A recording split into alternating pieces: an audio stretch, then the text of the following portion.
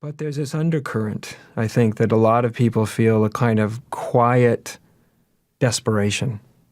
Like nobody's really, at least in the political sphere, acknowledging these really deep human issues of togetherness and love, and what it will actually really take to address the immense issues that we are finding ourselves confronted with. These issues, of course, will not find resolution by one part of our political society winning out over another part. There's a deeper coming together. And this conversation that's not happening at the political level, this conversation where we can meet in a more in a way where we begin to give voice to the fact that we all do share these same existential issues. We all deal with the issue, as in Buddhism they say, enlightenment is to resolve the great issues of birth, life, and death.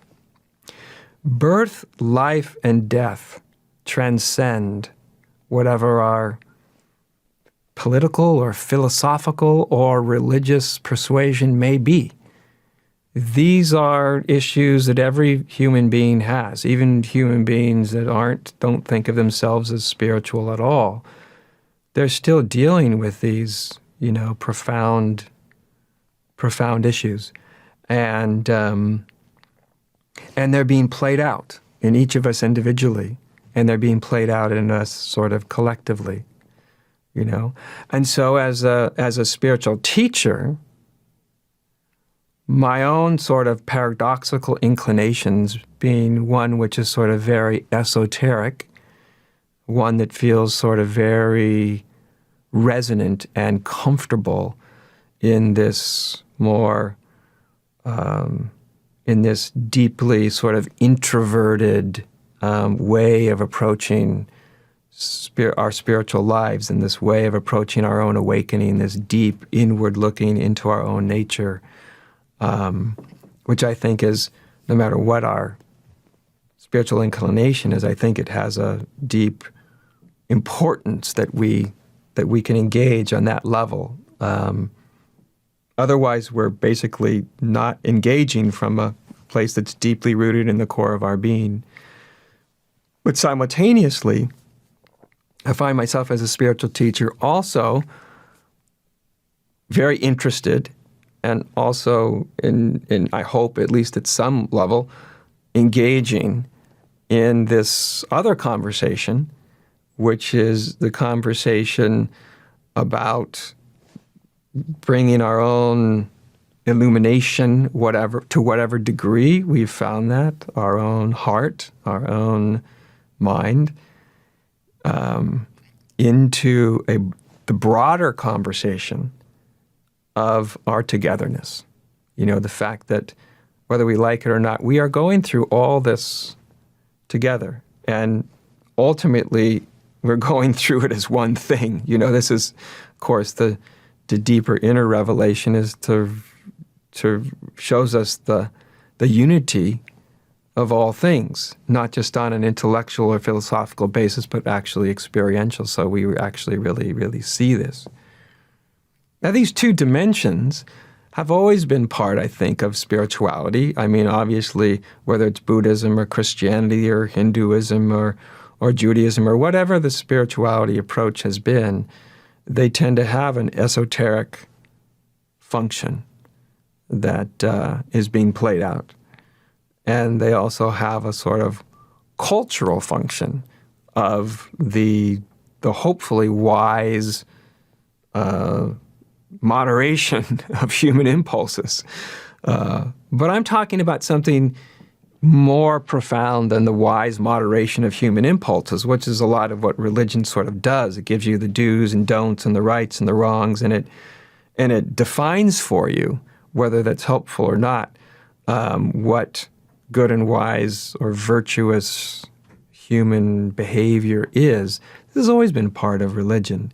and always been part of spirituality to some degree. But now this isn't just within a sort of a cultural context in the sense of behaving in a particular way for the sake of us all getting together. We now have issues that are so immense, so profound as a human culture or as just life itself, that the bringing the inward, bringing our deep inner values, our deep inner interest, our deep existential wrestling with the deep existential questions of life, to bring these into a more cultural context, into a context of not just me, but we, and how are we going to be with these, profound questions.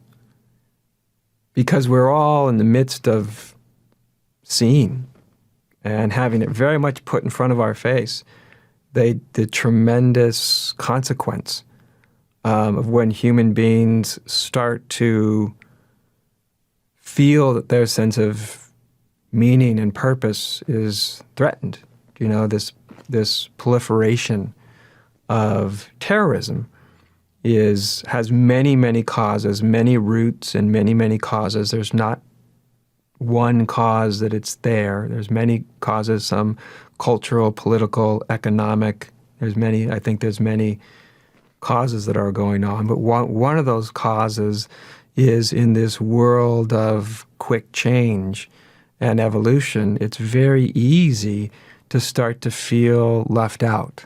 Start to feel like what you value is being left behind by the greater culture, or the life that you find yourself living has been so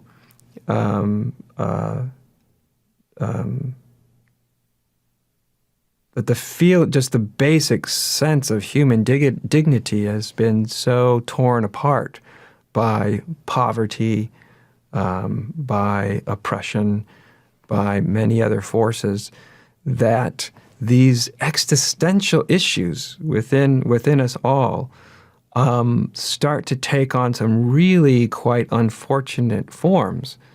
I can just see in some of the more violent forms that this takes, this form is terrorism and the rest, that there's such a reaching out, a looking for a kind of meaning in life, a significance of something that gives one's life an orientation or connection with a deeper sense of meaning, with a deeper sense of togetherness.